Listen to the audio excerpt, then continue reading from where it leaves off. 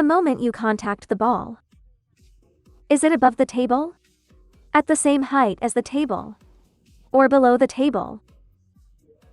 Everyone says something different.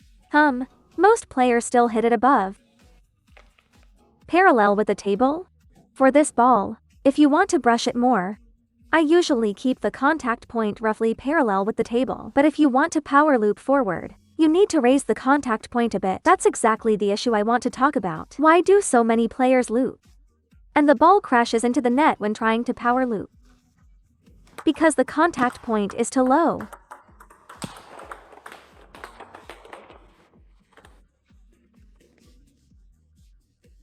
With such a low point,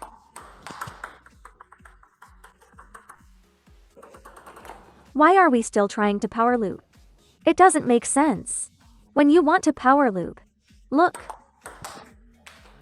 I must take the ball at a point slightly higher than the table.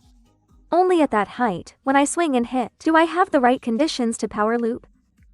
If, when I contact the ball, it's about the same height as the table, or even a bit lower, and I still try to power loop, then there's no arc left in the shot. That's very dangerous. At that point, you're already passive, and you're being pressured by the opponent. For example, when the point is low, I can focus on spin and loop with a higher arc. But when I have a chance to attack, I'll lift my hand, when I can find a slightly higher contact point. Around the same height as the table. Or just a bit higher, then I can think about power looping. That's why when you're not in position, your loops often fail, because the contact point is wrong. Many times the ball has already dropped to low. It's at the bottom of the bounce, but we're still trying to hit forward aggressively. So depending on your position, you must decide what kind of loop to use. If you feel, look, when I come in and meet the ball here, then I'll focus mainly on brushing. But if I come in and the contact point is here, then I'll mainly power forward. Yes, I can hit harder and use more forward power. When the ball comes, check the contact height. Is it still high? Or has it already dropped? If it's dropped, then switch to a loop with more arc. That's reasonable, if your timing feels off. Try this method I just mentioned. You'll find your control and shot selection become much more logical. Now, the third point. Why do we hit into the net? Let's summarize. The third reason is where the opponent's ball actually lands. The distance between your hand and the ball is crucial. For example, if your opponent gives you this kind of ball, where should your hand be? Let me ask everyone. Should it be at position 1, 2, or 3?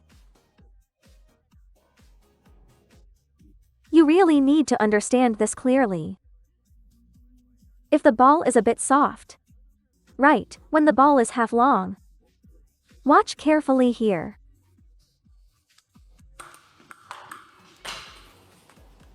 One more time. Very obvious.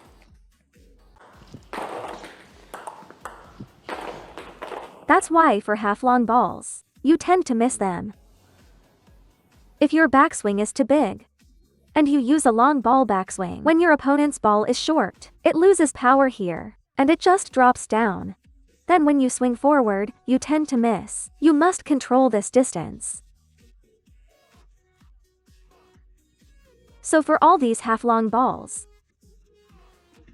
no matter where they are, as long as they're not at the end line, you shouldn't backswing. Backswing means too big a preparation. You shouldn't draw back to find space, because the ball drops off the table quickly. The speed is very fast. We can't match the hitting point in time.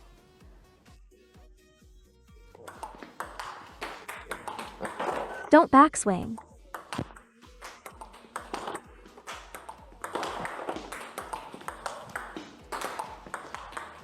Once you find the right preparation position, it becomes very accurate, and your consistency goes way up. Next, let's look at long balls. When your opponent pushes a long ball to you, this kind of long ball, but slow, Watch the end line. But it's slow. How should we prepare the stroke? Big or small?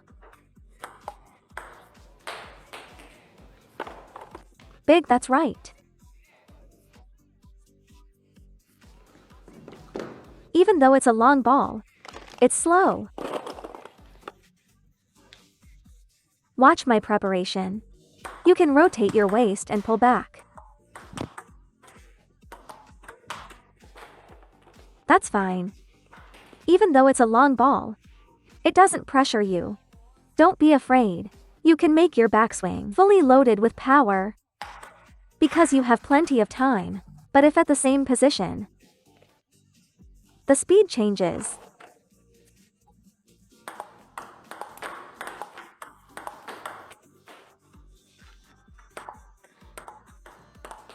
What should you do? Small backswing. Because if you swing too big, look. Why does it go into the net? It's because you were jammed. Small backswing.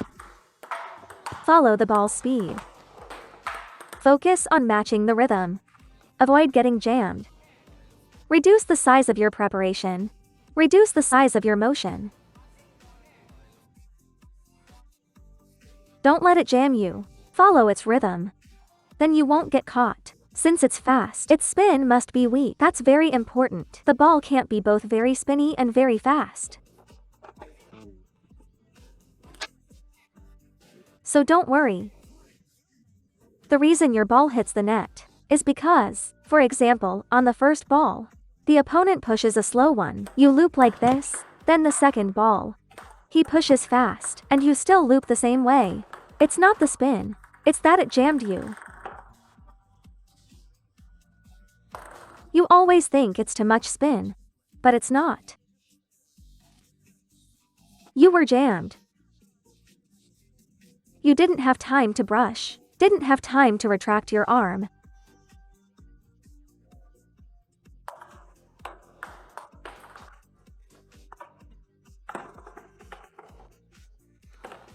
That's why we can't make big backswings or big loop motions. Keep it compact and follow the speed. Exactly, much easier. Yes, small motion, no big backswing.